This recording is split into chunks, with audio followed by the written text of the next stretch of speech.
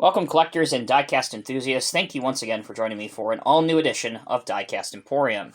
In today's video, we're going to be taking a look at the Diecast Masters Highline Series 1/50th scale Caterpillar 320 GX Hydraulic Excavator. Now, if you're not familiar, the GX series is a series that Caterpillar offers to the Chinese market.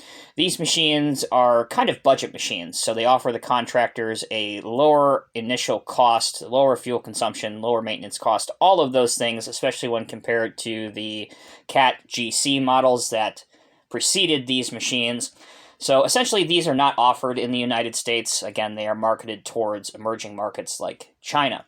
So with that information out of the way, let's return to the actual model. As you can see, because it is a Highline Series model, it comes in the white protective outer shipping box. That shows us that it has an item number of 85674. Let's begin the unboxing by opening up one of the sides. That leaves us with a nylon bag, which also helps protect the metal tin. Here is the aforementioned metal tin. Check this one out.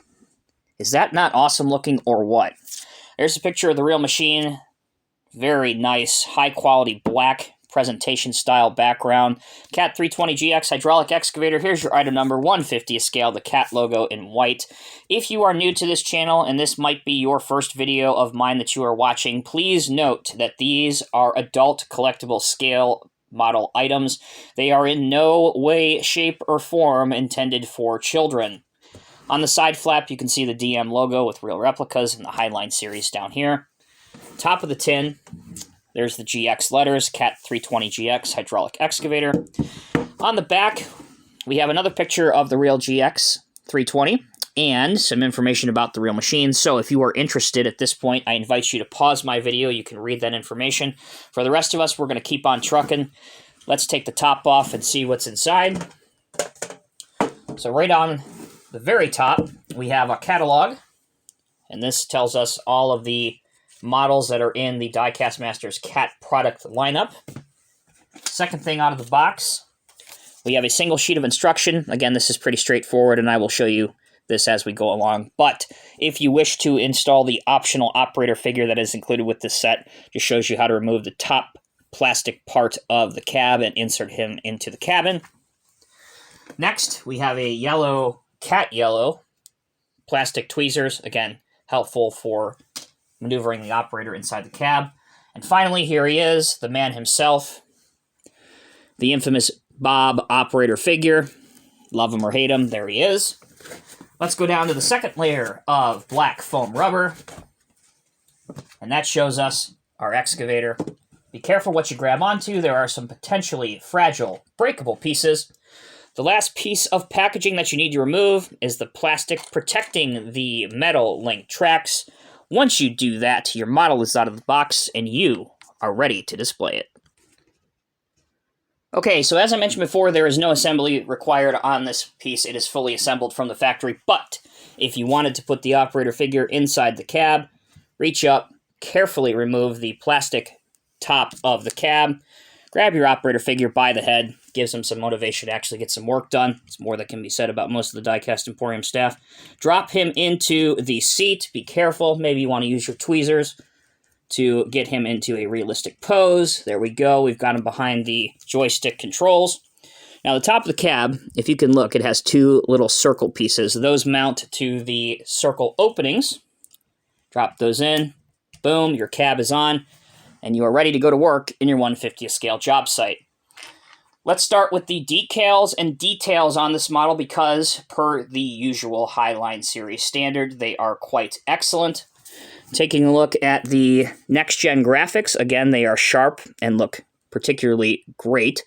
320 GX, your grill venting, again, those are all done with decals, but they look like they can almost be perforated or see-through. We have a door latch here, warning labels here.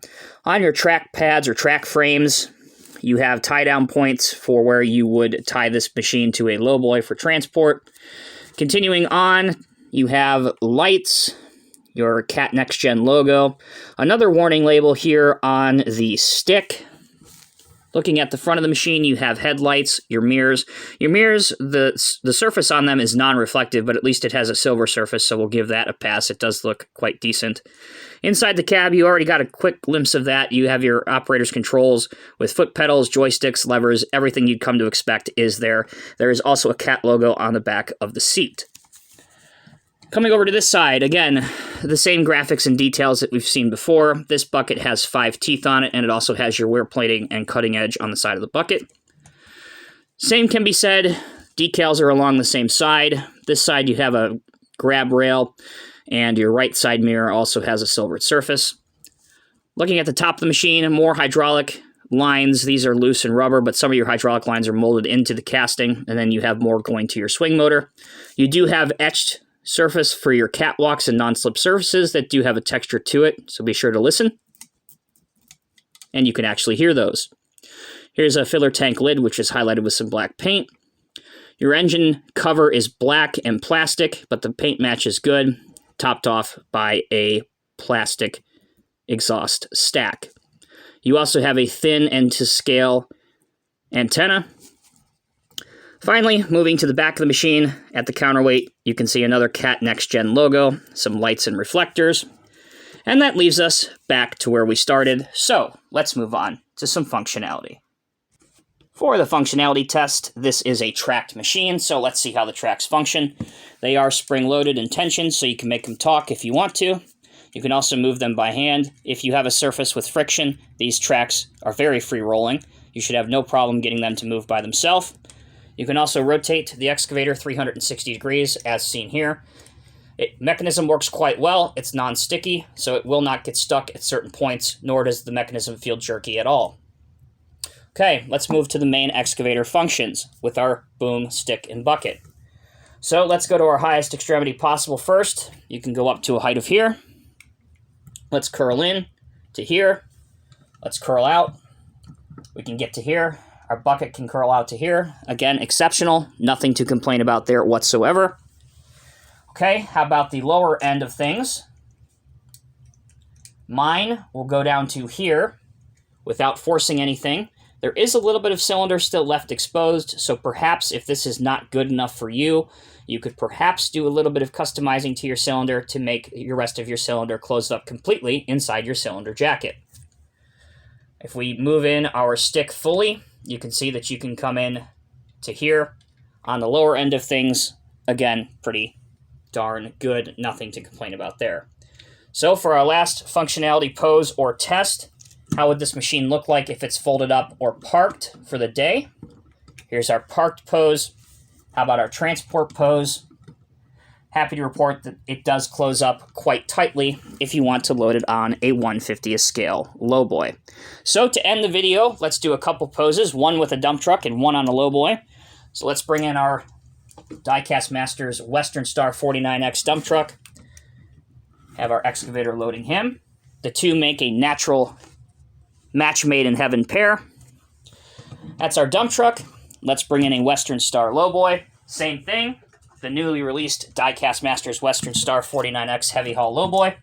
Now again, obviously, this would be a little bit overkill in terms of a heavy haul lowboy for this small of an excavator, but you get the general idea.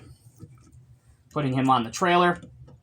There you go. One of the best ways to display any excavator model is in a lowboy configuration or transport configuration.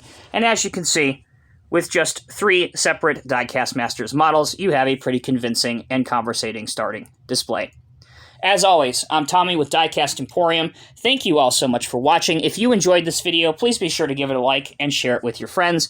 Until next time, take care, be safe, be well. I'll see you in the next review.